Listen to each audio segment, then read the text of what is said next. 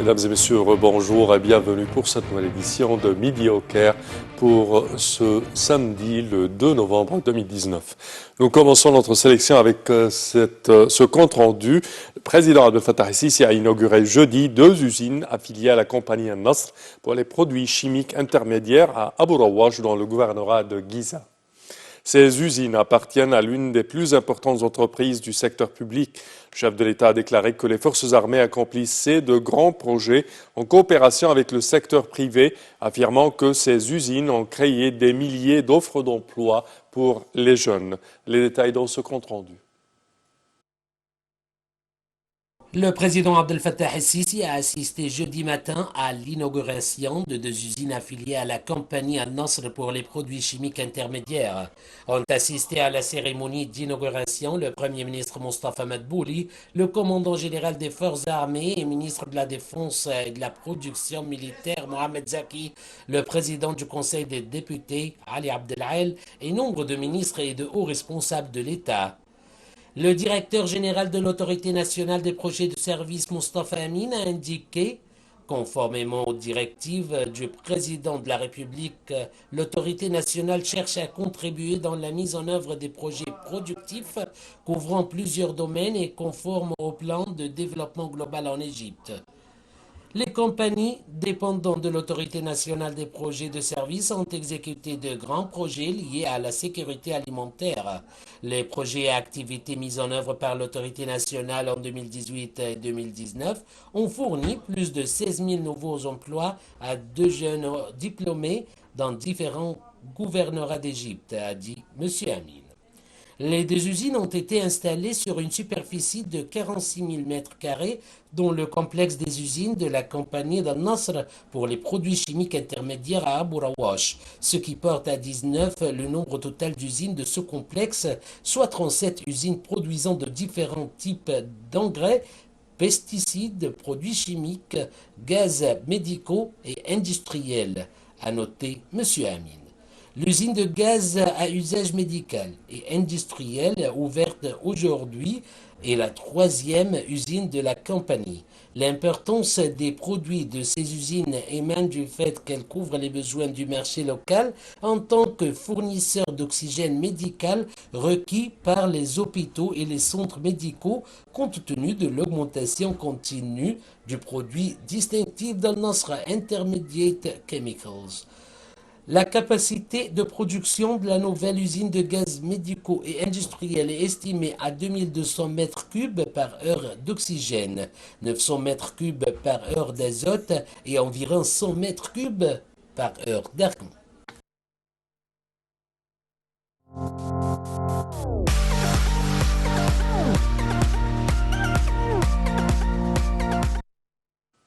Et le président Abdel Fattah el-Sisi appelle à assurer les produits de première nécessité et de contrôler les marchés.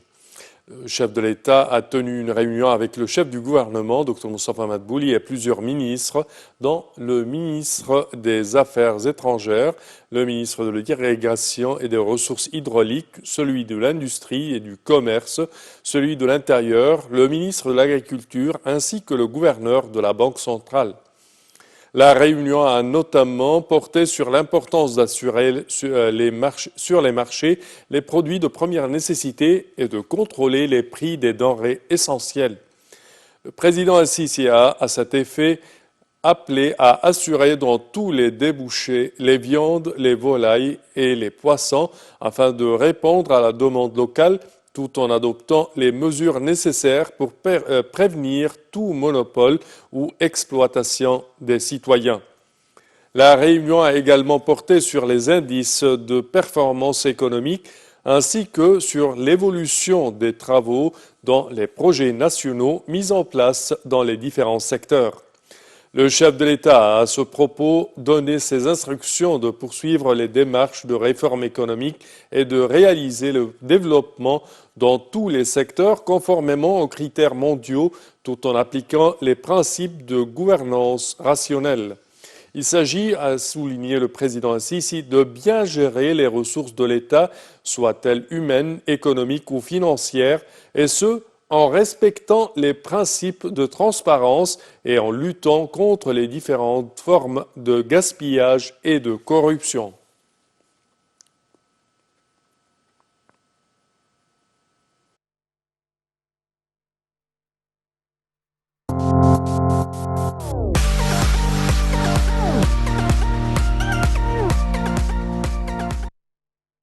Et les exercices militaires conjoints égypto-russes, Flèche de l'amitié 1, ont commencé hier plutôt et doivent durer 2 semaines. Les forces aériennes égyptiennes et russes participent pour la première fois à ces exercices. La phase préparative des exercices comprenait des lectures théoriques et pratiques sur les nouveaux systèmes de défense antiaérienne. Les exercices ont pour but d'échanger les expertises entre les deux pays amis et de s'entraîner à l'usage tactique des équipements sophistiqués et des nouveaux systèmes de défense aérienne.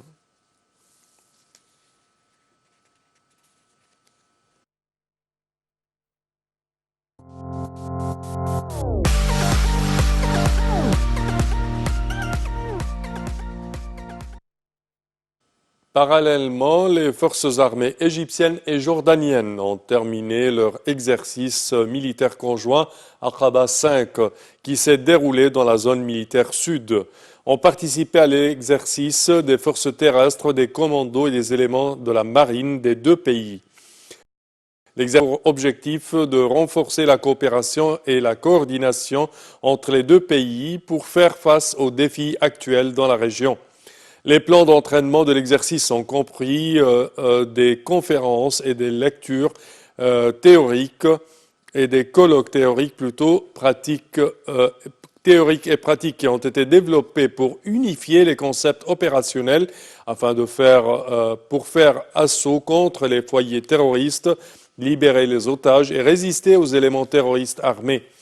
Cet exercice, qui a fait partie d'une série de manœuvres conjointes exécutées annuellement dans les deux pays, permet l'échange d'expériences entre les forces armées des deux pays et s'inscrit dans le cadre d'un plan d'entraînement conjoint avec les pays amis pour promouvoir le partenariat et la coopération militaire.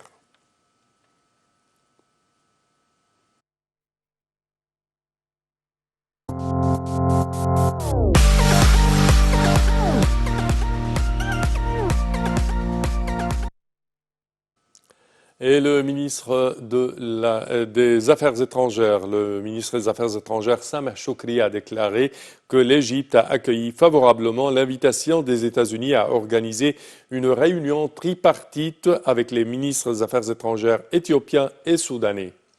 Sameh Choukri a tenu ses propos jeudi avant la session générale du Parlement arabe sur la sécurité de l'eau à laquelle ont assisté le président du Parlement arabe, Mash'al Ben Fahm al-Salmi, et des membres du Parlement arabe.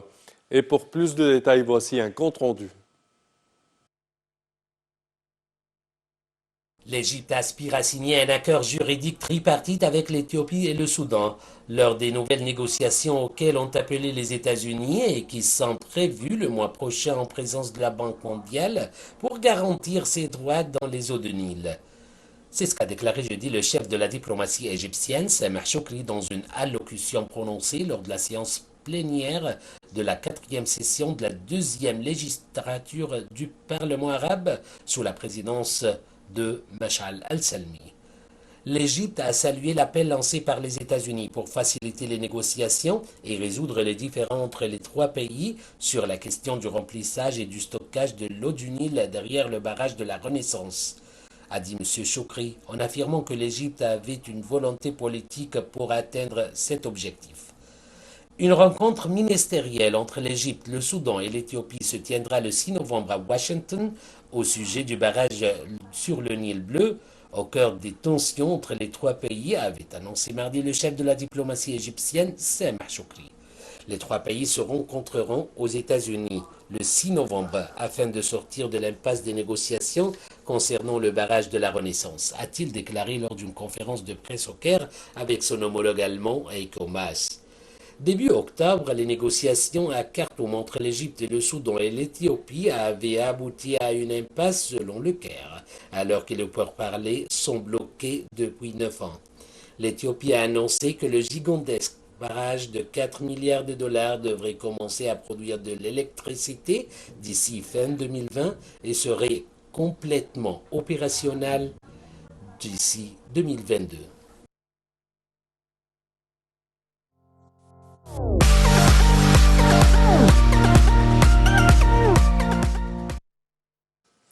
Et concernant la bourse du Caire a enregistré en octobre un gain de 12 milliards 300 millions de livres égyptiennes. Le capital du marché a atteint 727,7 milliards de livres égyptiennes, alors qu'il était de 715,4 milliards de livres en septembre, soit une hausse de 1,7%.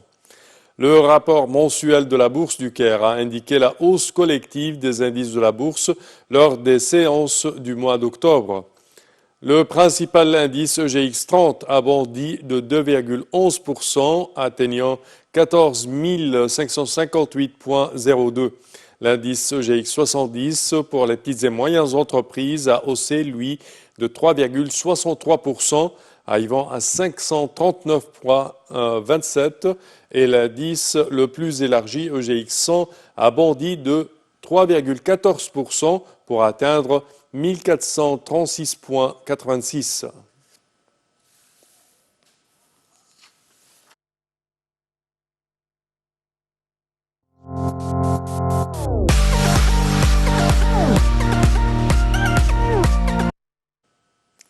Et concernant le volet sportif, de très belles nouvelles, de très bonnes nouvelles. Alors, le squash, les pharaons continuent à briller en face des célèbres pyramides de Gizeh.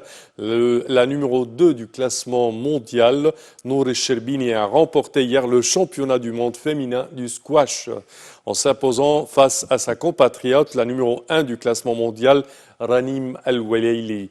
Alors, lors de cette rencontre 100% égyptienne qui a duré 41 minutes, El Sherbini a battu Al-Weleili sur les scores de 3-7 à 1, 11-4, 9-11, 11-5 et 11-6.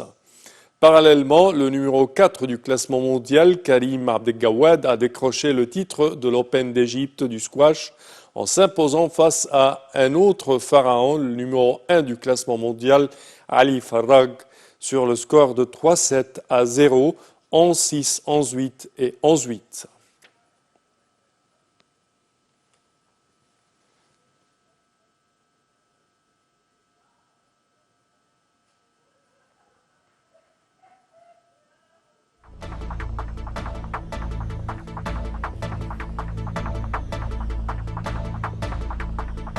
Et c'est avec cette très bonne nouvelle, chers téléspectateurs, que nous parvenons au terme de notre édition d'aujourd'hui de Midi au Caire. Je vous remercie de votre attention et je vous donne demain rendez-vous avec une nouvelle édition. Merci à vous.